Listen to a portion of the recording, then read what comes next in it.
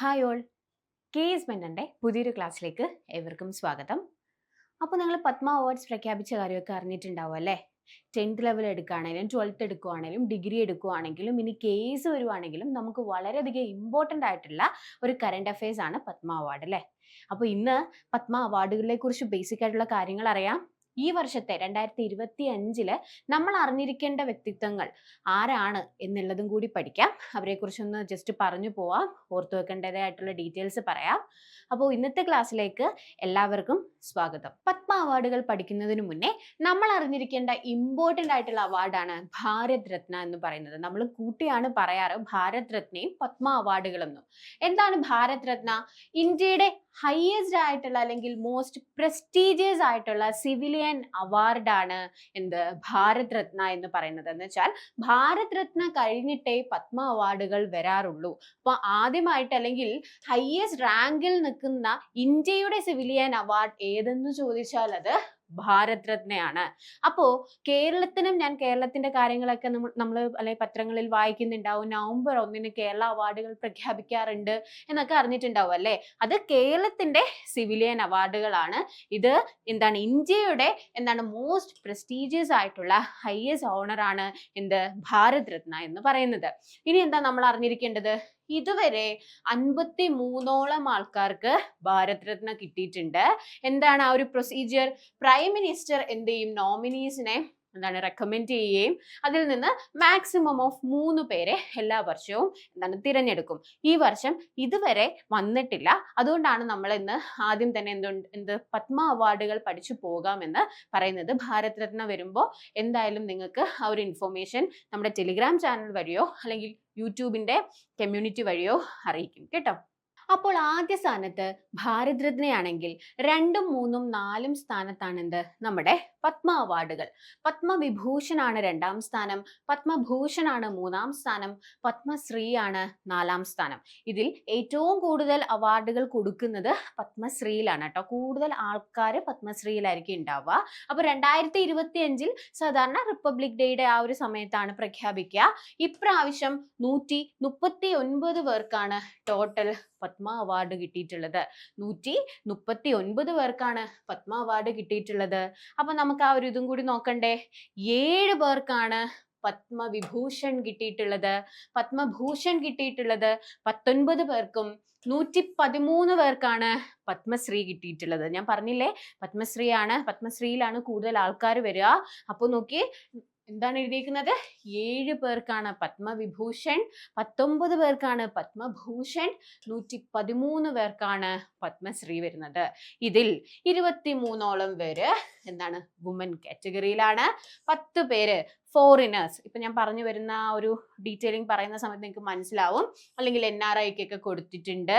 13 പേർക്കാണ് പോസ്റ്റ്മസ് അവാർഡ് കൊടുത്തിട്ടുള്ളത്. നമുക്കറിയാം, നമ്മുടെ സ്വന്തം MT വാസുദേവൻ നായർക്ക് പത്മവിഭൂഷൺ കിട്ടിയിട്ടുണ്ട്.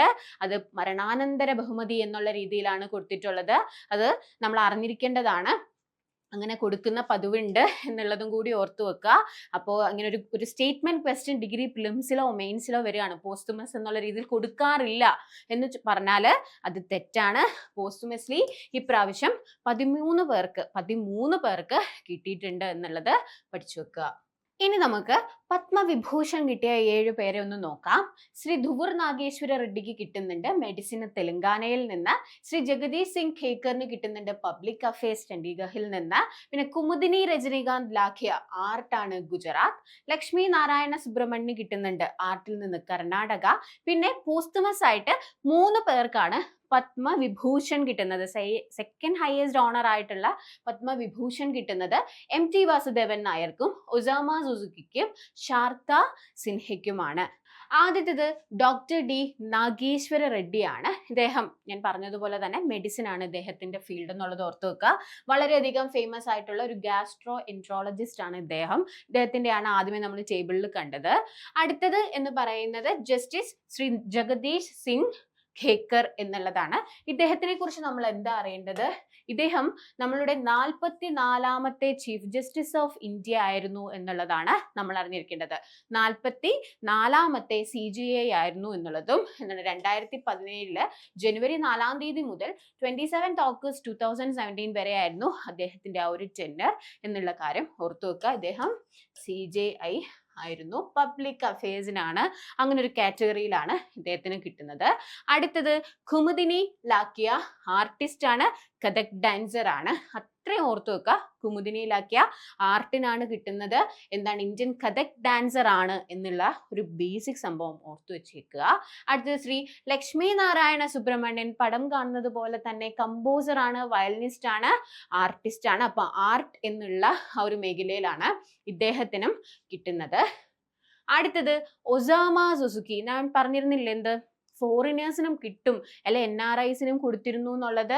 ആരാണ് ഒസാമ സുസുക്കി? സുസുക്കി എന്ന് കേൾക്കുമ്പോൾ തന്നെ നിങ്ങൾക്ക് മനസ്സിലാവും, chairman of Suzuki motor corporation ആയിരുന്ന വ്യക്തിയായിരുന്നു നമ്മൾ ഈ കാണുന്ന ഒസാമ സുസുക്കി. പോസ്റ്റുമസ്ലി അദ്ദേഹത്തിനെയും ആദരിച്ചിരുന്നു, പത്മവിഭൂഷൺ കൊടുത്ത്. ഇതാണ് ശാരദാ സിൻഹ. ഇവർക്കും പോസ്റ്റുമസ്ലി ആണ്. ഞാൻ പറഞ്ഞില്ലേ 3 പേർക്ക് ഉണ്ടെന്നുള്ളത്. ഇദ്ദേഹം ഒരു ആർട്ടിസ്റ്റ് ആയിരുന്നു, ക്ലാസിക്കൽ സിംഗർ ആയിരുന്ന വ്യക്തിയായിരുന്നു എന്നുള്ളത് പഠിച്ചു വെക്കുക. അടുത്തത് MT വാസുദേവൻ നായരാണ്. നമുക്ക് എല്ലാവർക്കും അറിയാം, അദ്ദേഹം വളരെയധികം എമിനന്റ് ആയിട്ടുള്ള ഓഥറാണ്. അത് മാത്രമല്ല അദ്ദേഹം ഒരു സ്ക്രീൻ പ്ലേ റൈറ്ററും ഫിലിം ഡയറക്ടറും ഒക്കെയാണ്. അപ്പൊ നമുക്ക് ഇത്തിരി ഡീറ്റെയിലി അദ്ദേഹത്തിന്റെ കാര്യം നോക്കി പോകാം. നോക്കിയേ, ആദ്യമേ എന്താ ഞാൻ എഴുതിയിരിക്കുന്നത്? Nair won his first literary prize in 1954 for his short story വളർത്തുമൃഗങ്ങൾ. അപ്പോ വേൾഡ് ഷോർട്ട് സ്റ്റോറി കോമ്പറ്റീഷനിൽ അദ്ദേഹം കോളേജിൽ, പാലക്കാട് വിക്ടോറിയ കോളേജിൽ പഠിച്ചിരുന്ന സമയത്താണ് അദ്ദേഹത്തിന് ആദ്യമായിട്ട് ഒരു വേൾഡ് റെക്കഗ്നൈസ്ഡ് ആയിട്ടുള്ള ഒരു അവാർഡ് കിട്ടുന്നത്. അതും അദ്ദേഹത്തിന്റെ 19ാമത്തെ വയസ്സിലാണ്. അപ്പൊ നമുക്കിതിൽ എന്താ അറിഞ്ഞിരിക്കേണ്ടത്? നമ്മളിത് മെയിൻലി അറിഞ്ഞിരിക്കേണ്ടത് വളർത്തുമൃഗങ്ങൾ എന്നുള്ളത് ആരുടെ ഷോർട്ട് സ്റ്റോറി ആണ് എന്ന് ചോദിച്ചാൽ അതിന്റെ ഉത്തരം എന്താണ്? MT വാസുദേവൻ നായരുടെ ആണെന്നുള്ളതും അദ്ദേഹത്തിന് വേൾഡ് ഷോർട്ട് സ്റ്റോറി കോമ്പറ്റീഷനിൽ അദ്ദേഹത്തിന്റെ അല്ലെങ്കിൽ മികച്ച ഷോർട്ട് സ്റ്റോറി എന്ന് തെരഞ്ഞെടുത്തത് വളർത്തുമൃഗങ്ങളാണ് എന്നുള്ള കാര്യമാണ് ആദ്യമേ നമ്മൾ അറിഞ്ഞിരിക്കേണ്ടത്. രണ്ടാമത്, അദ്ദേഹത്തിന് വളരെയധികം ഫേമസ് ആയിട്ടുള്ള ഫസ്റ്റ് മേജർ നോവലാണ് എന്ത്? MTയുടെ നാലുകെട്ട് എന്നുള്ളത്. 1958 ആ ഒരു പുസ്തകത്തിന് കേരള സാഹിത്യ അക്കാദമി അവാർഡ് ലഭിച്ചിരുന്നു എന്നുള്ള കാര്യം കൂടി ഒന്ന് അറിഞ്ഞിരിക്കുക. അപ്പൊ ആദ്യമേ നമ്മൾ അറിഞ്ഞിരിക്കേണ്ടത് വളർത്തുമൃഗങ്ങൾ എന്ന് പറയുന്നത് അദ്ദേഹത്തിന്റെ ഷോർട്ട് സ്റ്റോറി ആണെന്നുള്ളതും, പിന്നെ 1958 എന്ന് വെച്ചാൽ അദ്ദേഹത്തിന് 23 വയസ്സേ ഉള്ളൂ. 23ാമത്തെ വയസ്സിൽ അദ്ദേഹത്തിന് കേരള സാഹിത്യ അക്കാദമി അവാർഡ് അദ്ദേഹത്തിന്റെ ഫസ്റ്റ് മേജർ നോവൽ ആയിട്ടുള്ള നാലുകെട്ടിന് ലഭിച്ചിരുന്നു എന്നുള്ള കാര്യം ഓർത്തു വെക്കുക. അടുത്തത് അദ്ദേഹത്തിന്റെ മേജർ നോവൽസ് ഏതൊക്കെയാണെന്നുള്ളതാണ്. മഞ്ഞ്, കാലം, അസുരവിത്ത്, രണ്ടാം മൂഴം എന്നിവയൊക്കെയാണ് അദ്ദേഹത്തിന്റെ മേജർ നോവലുകൾ. ഇനി നമ്മൾ അറിഞ്ഞിരിക്കേണ്ട വളരെ ബേസിക് ആയിട്ടുള്ള, ഈവൻ സിലബസിൽ തന്നെ, ലിറ്ററേച്ചറിന്റെ സിലബസിൽ തന്നെ എഴുതി വെച്ചിട്ടുള്ളതാണ് ജ്ഞാനപീഠം ലഭിച്ച മലയാളികൾ എന്നുള്ളത്. 1995 MT വാസുദേവൻ നായർക്ക് ജ്ഞാനപീഠം ലഭിച്ചിട്ടുണ്ട്. ബേസിക് ഇൻഫോർമേഷൻ ആണ് പറഞ്ഞിരിക്കുക, അല്ലെങ്കിൽ അറിഞ്ഞ് പഠിച്ചു വെച്ചേക്കുക. 1995 ഹക്കിത്തം മരിച്ച സമയത്തൊക്കെ ചോദ്യം വന്നിട്ടുണ്ട് വർഷത്തിനുമായിട്ട് ബന്ധപ്പെട്ട്.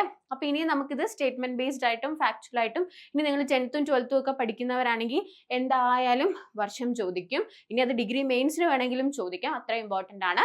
1995. ഇനി ഞാൻ കൊടുത്തിരിക്കുന്നത് എന്താ? 2005 അദ്ദേഹത്തിന് പത്മഭൂഷൺ ലഭിക്കുന്നുണ്ട്. പത്മവിഭൂഷൺ ആണ് 2025 ലഭിച്ചത്. പത്മഭൂഷൺ ഏത് വർഷമാണ് കിട്ടുന്നത്? 2005 തേർഡ് ഹൈയസ്റ്റ് എന്താണ് സിവിലിയൻ ഓണർ ആണ് എന്ത്? പത്മഭൂഷൺ. അപ്പോൾ രണ്ടാമത്തെ ആ ഒരു ബഹുമതി അദ്ദേഹത്തിന് മരണാനന്തരമാണ് ലഭിക്കുന്നത് 2025. അപ്പൊ ഓർത്തു വെക്കേണ്ടത് 3 അഞ്ചുകളുടെ കണക്കാണ്. 1995 ജ്ഞാനപീഠം, 2005 എന്ത്? പത്മഭൂഷൺ, 2025 പത്മവിഭൂഷൺ എന്നുള്ളത് അറിഞ്ഞിരിക്കുക. ഇനി ഞാൻ ഇമ്പോർട്ടന്റ് ആയിട്ടുള്ള കുറച്ച് അവാർഡുകൾ എഴുതിയിട്ടുണ്ട്. അദ്ദേഹത്തിന് ഞാൻ ആദ്യമേ പറഞ്ഞതുപോലെ തന്നെ 1958 എന്താണ് കേരള സാഹിത്യ അക്കാദമി അവാർഡ് നാലുകെട്ടിന് കിട്ടുന്നുണ്ട്. 1970 കേന്ദ്ര സാഹിത്യ അക്കാദമി അവാർഡ് കിട്ടുന്നുണ്ട് കാലത്തിന്. പിന്നെ 1982 പിന്നെയും കേരള സാഹിത്യ അക്കാദമി അവാർഡ് കിട്ടുന്നുണ്ട്. അത് ഡ്രാമ എന്നുള്ള കാറ്റഗറിക്കാണ്. ഗോപുര നടയിൽ എന്നാണ് ഡ്രാമയുടെ പേര്. അപ്പം ഗോപുര നടയിൽ എന്ന നാടകം ആരുടെയാണ്? MT വാസുദേവൻ നായരുടെയാണ്. വയലാർ അവാർഡ് കിട്ടുന്നുണ്ട് 1985 രണ്ടാമൂഴം എന്ന നോവലിന്. പിന്നെ 1986 കേരള സാഹിത്യ അക്കാദമി അവാർഡ് കൊടുക്കുന്നുണ്ട് സ്റ്റോറിക്ക്. സ്വർഗം തുറക്കുന്ന സമയം എന്നുള്ളതാണ്. അപ്പം സ്വർഗം തുറക്കുന്ന സമയം ആരുടെയാണ്? MT യുടെയാണ്. ഓടക്കുഴൽ അവാർഡ് കിട്ടുന്നുണ്ട് 1993 വാനപ്രസ്ഥത്തിന്. പിന്നെയോ ജ്ഞാനപീഠം ഞാൻ പറഞ്ഞല്ലോ 1995. പിന്നെ 2005 വള്ളത്തോൾ അവാർഡ് കിട്ടുന്നുണ്ട്. മാതൃഭൂമിയുടെ ലിറ്റററി അവാർഡ് 2005 ലഭിക്കുന്നുണ്ട്. എഴുത്തച്ഛൻ പുരസ്കാരം ലിറ്റററി അവാർഡ്സിലെ ഏറ്റവും ഹയസ്റ്റ് ഓണർ ആയിട്ടുള്ള എഴുത്തച്ഛൻ പുരസ്കാരം 2011 ലഭിച്ചിട്ടുണ്ട്. കുറിച്ചു വെച്ചേക്കുക. 2018 ONVയുടെ ലിറ്റററി അവാർഡും ലഭിച്ചിട്ടുണ്ട്. അപ്പൊ ഇത്രയും കാര്യങ്ങൾ ഒന്ന് അറിഞ്ഞിരിക്കുക. ബേസിക് ആയിട്ടുള്ള അവാർഡുകളാണ്. പിന്നെ 2013 JC ഡാനിയൽ അവാർഡ് ഒക്കെ ലഭിക്കുന്നുണ്ട് കേട്ടോ. അപ്പൊ ONVയുടെ എന്നുണ്ടെങ്കിൽ എന്ന് വെച്ചാൽ നിങ്ങൾക്ക് ONVയെ കുറിച്ച് അല്ലെങ്കിൽ MT വാസുദേവൻ നായരിനെ കുറിച്ച് അറിയണം എന്നുണ്ടെങ്കിൽ, ഡീറ്റെയിൽഡ് ആയിട്ടൊരു വീഡിയോ വേണം എന്നുണ്ടെങ്കിൽ നിങ്ങൾ കമന്റ് ചെയ്യണം കേട്ടോ. അപ്പൊ നമുക്ക് ഡീറ്റെയിലി അദ്ദേഹത്തിന്റെ പുസ്തകവും നോവലും ഡ്രാമയും എല്ലാം വെച്ചിട്ട് ഒരു വീഡിയോ എടുക്കാമേ. അടുത്തത് പത്മഭൂഷണാണ്. ഇപ്രാവശ്യം പത്മഭൂഷൺ 19 പേർക്ക് ലഭിച്ചിരുന്നു. അതിൽ ജോസ് ചാക്കോ പെരിയാപുരത്തിനെ കുറിച്ചാണ് ഞാൻ ആദ്യമേ പറയാൻ പോകുന്നത്. നമുക്ക് എല്ലാവരുടെയും ഒന്നും നമുക്ക് പഠിച്ചു വെക്കാൻ പറ്റില്ല, പക്ഷെ ചോദിക്കാൻ ചാൻസ് ഉള്ളത് ഇപ്പോൾ പറഞ്ഞു പോകും. ജോസ് ചാക്കോ പെരിയാപുരത്തിന് എന്താണ്, അദ്ദേഹം ഒരു ഡോക്ടറാണ്, വളരെയധികം ഫേമസ് ആയിട്ടുള്ള ഒരു കാർഡിയാക് സർജൻ ആണ്. അദ്ദേഹത്തിന് മെഡിസിൻ എന്നുള്ള ഫീൽഡിൽ കിട്ടുന്നുണ്ട്. അപ്പം ജോസ് ചാക്കോ പെരിയാപുരം, ഇദ്ദേഹത്തിനെ കുറിച്ച് എന്താ അറിഞ്ഞിരിക്കേണ്ടത്? 2003 അദ്ദേഹം ഒരു ഹാർട്ട് ട്രാൻസ്പ്ലാന്റ് സർജറി കേരളത്തിൽ ആദ്യമായി നടത്തി എന്നുള്ളതാണ്. അത് വെച്ചിട്ടാണ് അദ്ദേഹം വളരെയധികം ഫേമസ് ആയിട്ടുള്ളത്. അങ്ങനെ ഇതുവരെ 30ഓളം ഹാർട്ട് ട്രാൻസ്പ്ലാന്റ് സർജറീസ് അദ്ദേഹം നടത്തിയിട്ടുണ്ട്. അടുത്തത് നമ്മുടെ സ്വന്തം PR ശ്രീജേഷ് ആണ്. നിങ്ങൾ ഒളിമ്പിക്സ് പഠിച്ചിട്ടുണ്ടാവും, പാരീസ് ഒളിമ്പിക്സും ഹോക്കിയും എല്ലാം നിങ്ങൾ അറിഞ്ഞിട്ടുണ്ടാവും. അപ്പൊ അദ്ദേഹത്തിനും കിട്ടുന്നുണ്ട് പത്മശ്രീ. അദ്ദേഹത്തിന് 2017 ലഭിച്ചിരുന്നു എന്നുള്ളൊരു ബേസിക് ആയിട്ടുള്ള ഒരു കാര്യം അറിഞ്ഞിരിക്കണം. പിന്നെ അദ്ദേഹം ഇതിനു മുന്നേ ടോക്കിയോയിലും ഇപ്രാവശ്യം പാരീസിലും ആ ഒരു ടീമിന്, നമ്മുടെ ഹോക്കി ടീമിന് ഒരു ബ്രോൺസ് മെഡൽ നേടിക്കൊടുക്കാൻ വളരെയധികം എഫേർട്ട് ഇട്ടിരുന്നു, അല്ലെങ്കിൽ അദ്ദേഹം മുന്നിൽ നിന്നിരുന്നു എന്നുള്ള കാര്യം നമുക്ക് നന്നായി അറിയാം. ഇദ്ദേഹത്തിന് പത്മഭൂഷൺ ലഭിച്ചിട്ടുണ്ട് എന്നുള്ള കാര്യം ഓർത്തു വെക്കുക. പിന്നെ അറിഞ്ഞിരിക്കേണ്ടത് ആരാണ്? നമ്മുടെ സ്വന്തം ശോഭന. ഞാൻ ഒന്നും പറയേണ്ടതായിട്ടുള്ള ഒരു ആവശ്യമില്ല. അദ്ദേഹത്തിന് അല്ലെങ്കിൽ ശോഭനയ്ക്ക് പത്മശ്രീ 2006 ലഭിച്ചിരുന്നു. എന്ന് വെച്ചാൽ വർഷങ്ങൾക്ക് മുന്നേ തന്നെ പത്മശ്രീ ലഭിച്ചിരുന്ന വ്യക്തിത്വമാണ് ശോഭന എന്നുള്ളത്. അപ്പോൾ ഒരു കാര്യം പറയാനുള്ളത്, ഈ നോമിനേഷൻ ഇപ്പോൾ പത്മ അവാർഡുകൾ ലഭിക്കാൻ വേണ്ടി നോമിനേഷൻസ് ഓരോ സ്റ്റേറ്റിൽ നിന്നും പോകും. അവാർഡ് കമ്മിറ്റി ആയിരിക്കും അത് എടുക്കുക എന്നുള്ളത്. ഇപ്പം ശോഭനയുടെ പേര് കേരളത്തിൽ നിന്നല്ല പോയത്, തമിഴ്നാട്ടിൽ നിന്നാണ് ആ ഒരു നോമിനേഷൻ പോയിട്ടുള്ളത് കേട്ടോ. അപ്പൊ ശോഭനയുടെ കാര്യം ഓർത്തു വെക്കുക. ഇനി ഞാൻ പത്മശ്രീയിലേക്ക് കിടക്കുകയാണ്. ഞാൻ പറഞ്ഞു ഏറ്റവും കൂടുതൽ ആൾക്കാർക്ക് കിട്ടുന്ന ബഹുമതി എന്ന് പറയുന്നത് എന്താണത്? പത്മശ്രീയാണ്. 4th ആയിട്ടുള്ള ഓണർ ആണ് എന്നുള്ളതും കൂടി ഒന്ന് ഓർത്തു വെച്ചേക്കുക. ആദ്യമേ പറയാനുള്ളത് IM വിജയനെ കുറിച്ചാണ്. അദ്ദേഹത്തിന്റെ ഒരു ഇതാണ് ഞാൻ എഴുതിയേക്കുന്നത്. അദ്ദേഹം കേരള പോലീസ് ഫുട്ബോൾ ടീമില് 17ാമത്തെ വയസ്സിൽ ജോയിൻ ചെയ്യുന്നുണ്ട്. പിന്നെ അദ്ദേഹം കരിയർ ബിൽഡ് ചെയ്യുന്നുണ്ട്. 2003 അർജുന അവാർഡ് ലഭിച്ചിരുന്ന വ്യക്തിത്വമാണ്. 2003 ഇപ്പൊ ശോഭന പത്മശ്രീയുടെ കാര്യം 2006 എന്ന് പറഞ്ഞതുപോലെ ഇവിടെ പത്മശ്രീ ഇദ്ദേഹത്തിന് ഈ വർഷം കിട്ടുന്നുണ്ട്.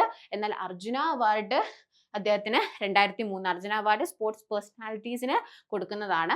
ആ ഒരു ഇത് കിട്ടുന്നത് 2003.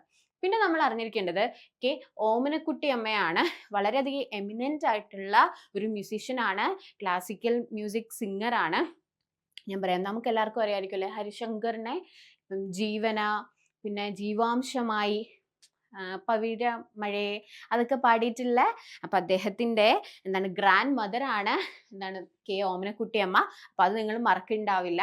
അപ്പൊ അതാണ് ഒരു കാര്യം. പിന്നെ ഗുരുവായൂർ ദൊരൈ എന്നുള്ളതാണ് ഫോട്ടോ കാണുന്നത് പോലെ തന്നെ അദ്ദേഹം വളരെയധികം ഫേമസ് ആയിട്ടുള്ള മൃദംഗം ആണ്. 6ാമത്തെ വയസ്സിൽ തന്നെ അദ്ദേഹം പഠനമൊക്കെ തുടങ്ങിയിട്ട് 8ാമത്തെ വയസ്സിൽ അരങ്ങേറ്റമൊക്കെ നടത്തി വളരെയധികം എമിനന്റ് ആയിട്ടുള്ള പേഴ്സൺ ആണ് ഗുരുവായൂർ ദൊരൈ.